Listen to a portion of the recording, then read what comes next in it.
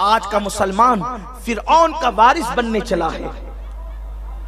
दौलत के नशे में इतना चूर हो गया कि वो अल्लाह को भूल गया, कब्र को भूल गया, आखिरत को भूल गया। जबकि अल्लाह के हबीब मुस्तफा करीम रऊफुर रहीम सल्लल्लाहु तआला अलैहि वसल्लम इरशाद फरमाते हैं, इब्ने आदम के कदम कयामत के दिन जमीन पकड़ लेगी और अल्लाह उससे 5 सवाल करेगा। पहला सवाल ये करेगा, बता तूने अपनी जिंदगी कहां गुजारी।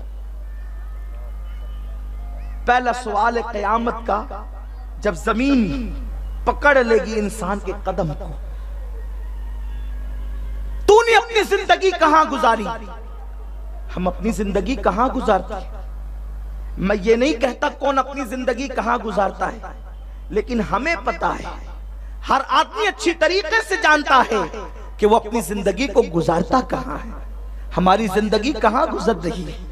किसी औरत पर बदनजरी करते हुए, झूठ बोलकर कारोबार करते हुए, फरेब देकर दौलत इकट्ठा करते हुए, रिश्वत जमा करके दौलत इकट्ठा करते हुए, सूद खाकर माल इकट्ठा करते हुए। मुझे बताओ अल्लाह की बारगाह में क्या जवाब दोगे? रब की बारगाह में क्या जवाब होगा? मेरे प्यारे आका सल्लल्लाहु अलैहि वसल्लम के प्यारे दीवानों, अल्लाह के हबीब सल्लल्लाहु अलैहि वसल्लम फरमाते हैं, तूने अपनी जिंदगी कहां गुजारी? पहला सवाल।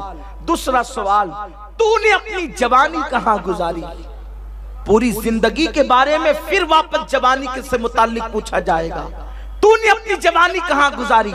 मेरी कौम के जवान क्या अल्लाह की बारगाह में जवाब दे सकेंगे? रब की बारगाह में इजहार कर सकेंगे हमने जवानी के हसीन लम्हात कहां गुजारे?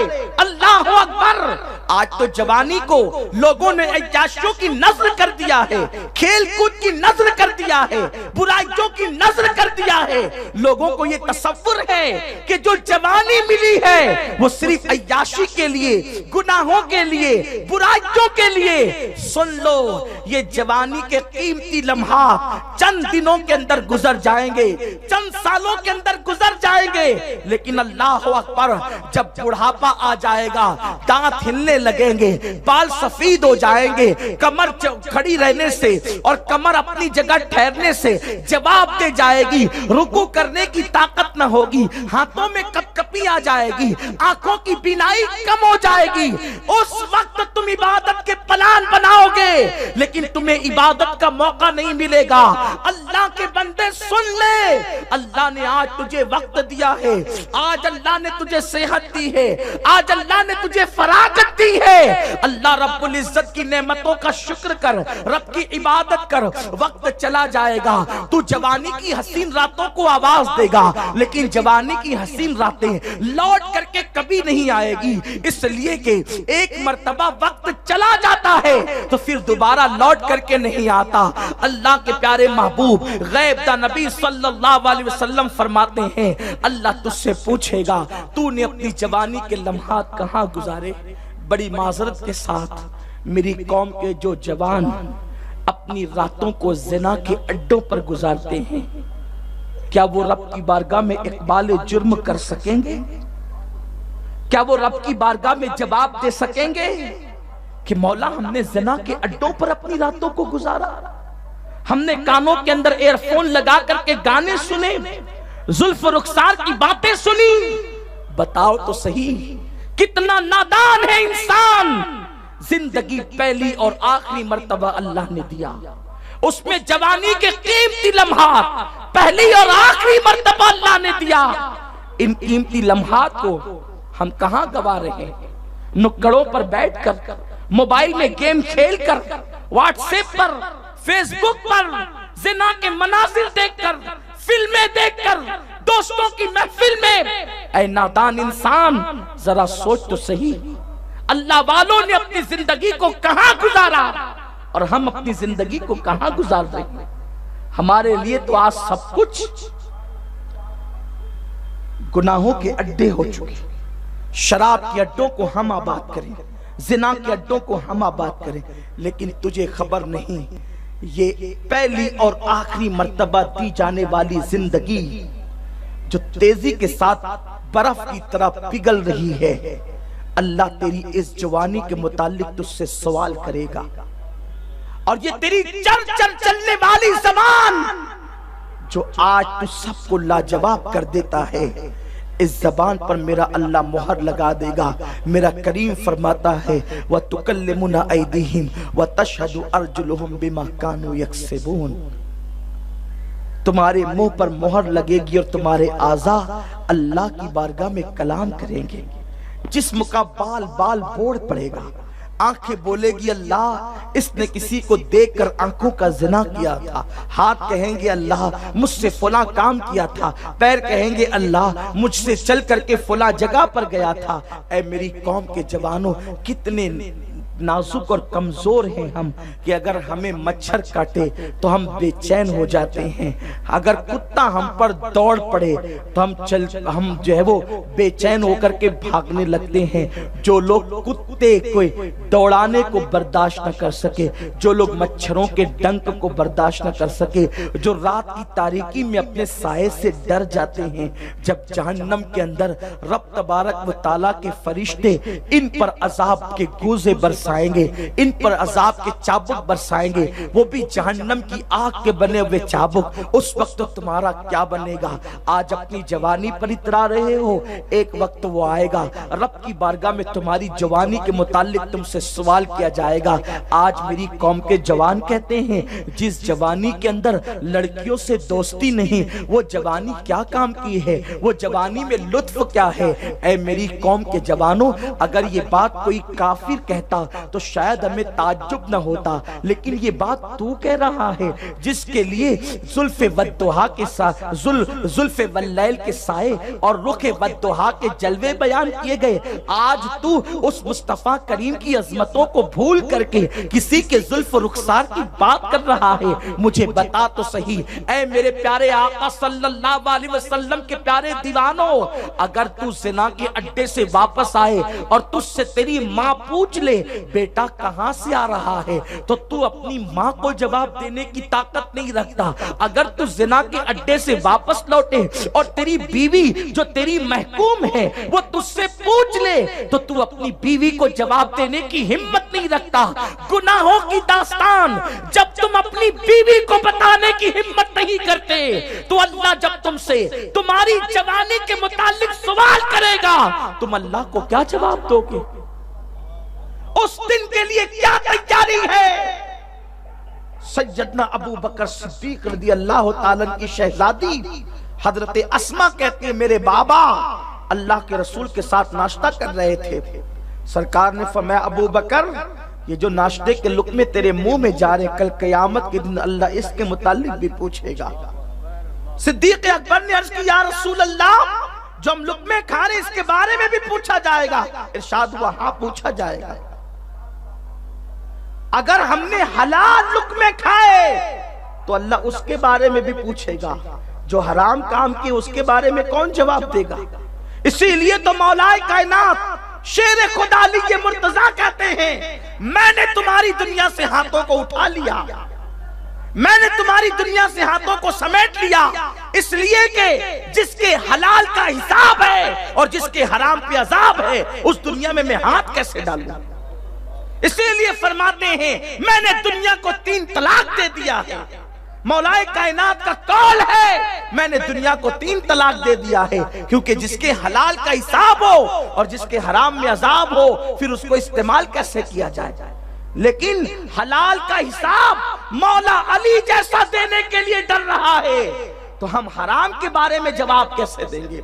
वो भी ज़िना के बारे में, वो भी शराब के बारे में, वो भी जुए के बारे में, वो भी फोन पर लंबी लंबी गुफ्तगू जो हमने लड़कियों से नाजायज और हराम की है। हम अल्लाह को क्या मुंह दिखाएंगे? क्या तुम्हें मरना नहीं है? तुम जिंदगियां लिखवा लाए हो, मुझे बताओ, या फिर तुमने अल्लाह तबारक व तआला से ये लिखवाया है कि अल्लाह तुम्हारी रियायत करेगा, वो तुमसे हिसाब लेने में रियायत करेगा? अल्लाह अकबर। अरे तुम और मैं क्या है? अगर अल्लाह तबारक व तआला बड़े बड़े सालेहीन से पूछ ले तो वो जवाब देने की हिम्मत न करे। एक बुजुर्ग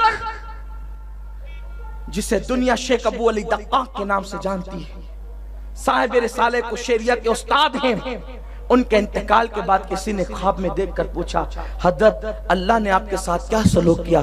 फरमाते हैं 70 साल हो गए हैं, अभी तक मौत नहीं हुई। मेरी सुन्नी कौम समझती क्या है? 5 वक्त की नमाज पढ़ के जन्नत में जाओगे?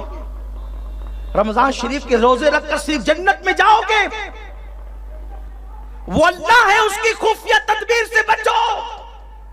अगर वो पूछ ले तो बड़े बड़े नेकों को खड़ा कर दे, बड़े बड़े परहेजगारों की बख्शिश न करे। उस पर कुछ वाजिब नहीं, उस पर कुछ लाजिम नहीं, बख्श दे उसका करम है, पकड़ ले उसका अदल है। यूं ही अंबिया किराम थोड़ी रोते थे। हजरत सैयदना अय्यूब अलैहिस्सलाम ने जब सब्र की इंतहा कर दी, कितना सब्र किया जनाब अय्यूब ने। आपके सब्र के मुतालिक बयान किया जाता है, आपके जिस्म में आबले पड़ गए। और अल्लामा शरफुद्दीन यहिया मुनीरी रहमतुल्लाह अलैह ने तो यहां तक लिखा है मकतूबात सदी दो सदी में कि जिसमें अक़दस में कीड़े आ गए। हालांकि हमारे उलमा अहले सुन्नत ये अकीदा रखते हैं कि अल्लाह अपने नबियों को ऐसी बीमारी नहीं देता जिससे लोग नफरत करें, लेकिन वो तबई बीमारी न थी जिसमें अक़दस में कीड़े, और वो कीड़े जब गिर जाते तो अय्यूब अलैहिस्सलाम उसको उठाकर अपने जिस्म में रखते और रख करके कहते, ए कीड़ो, अभी ये गिज़ा मेरे जिस्म के अंदर तुम्हारे लिए बाकी है, अभी कहां जाते हो? नाराज हो गए, खा लो मेरे जिस्म को। कीड़े बढ़ते बढ़ते हजरत अय्यूब अलैहिस्सलाम की जबान पे हमला करते हैं और दिल पे हमला करते हैं। जब जबान पे हमला किया और दिल पे हमला किया, अय्यूब चीख पड़े। जब अय्यूब चीख पड़े तो अल्लाह ने कहा, अय्यूब तेरे पास सब्र खत्म हो गया, इम्तिहान खत्म कर दे। तू मेरी शिकायत करने लगा, यार की शिकायत करता है, अपने महबूब की शिकायत करता है, जिसको महबूब माना उसकी शिकायत करता है। अय्यूब ने तब भी कहा, नहीं मौला, शिकायत नहीं करता, बल्कि तुझसे अर्ज करता हूं कि इन कीड़ों से कह दे कि ये मेरा पूरा जिस्म खा जाएं, लेकिन मेरी जबान न खाएं और मेरा दिल न खाएं। अय्यूब जब पूरा जिस्म खिलाना चाहता है तो जबान और दिल क्यों बचाना चाहता है? अर्ज करते, मौला वो भी सिर्फ तेरे लिए, अपने लिए तो कुछ है ही नहीं, सिर्फ तेरे लिए। कहा, अय्यूब मेरे लिए क्यों? कहा, मौला जबान रहेगी तो तेरा जिक्र करूंगा और दिल रहेगा तो तेरी याद करूंगा, वो भी तेरे लिए। अय्यूब की इस अदा पे प्यार आया, इम्तिहान खत्म कर दिया, अय्यूब को शिफा दे दी, जमीन पे पैर मारा, पानी का चश्मा निकला, गुस्ल किया और हुस्न मिल गया और जमाल मिल गया। इमाम शरफुद्दीन यहिया मुनीरी लिखते हैं कि जो कीड़े अय्यूब के जिस्म से वाबस्ता हुए, अल्लाह ने उन कीड़ों को रेशम का कीड़ा बना दिया और कीड़े दवा मार मार के हलाक किए जाते हैं, और जो अय्यूब के जिस्म से मंसूब हो गए उन कीड़ों को पाला जाता है, उनके लिए फार्म डाले जाते हैं। और इंसानों को बताया जा रहा है, नादानों, अगर कीड़े नबी के जिस्म से वाबस्ता हो जाएं तो उन्हें मारा नहीं जाता, उन्हें पाला जाता है। अगर इंसान नबी के कदमों में आ जाए तो लोग इन्हें कैसे मारेंगे?